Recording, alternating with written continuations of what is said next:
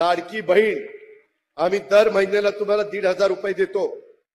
त्याच्यामध्ये मी राज्याचा अर्थमंत्री म्हणून सांगतो, तुमचे जे लाभार्थी माझ्या लाडक्या बहिणी त्या योजनेमध्ये बसतात त्यांना ही योजना कदापि आम्ही बंद करणार नाही। ती आमच्या लाडक्या बहिणींच्या करताय, तुम्हाला त्याच्यातनं मदत होते।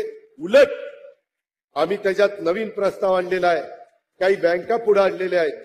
नांदेड जिल्हा बँकेशी पण मी बोलीन, काही जिल्हा मध्यवर्ती सहकारी बँका चांगल्या आहेत, तिथं आमचे दर महिन्याला 1,500 रुपये त्या भगिनीला जातात। त्याच्याऐवजी त्या भगिनीला त्यांनी 30 ते 40 हजार रुपये द्यायचे आणि हप्ता ह्याच्यातनं त्यांचा जाईल।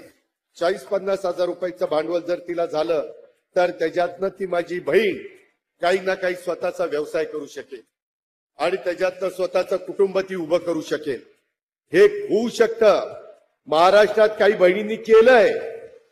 मला माझ्या नांदेडच्या, मला माझ्या या चव्हाणवाडीच्या परिसरातल्या बहिणींना सांगायचंय, तुम्ही पण त्या गोष्टीचा विचार करा।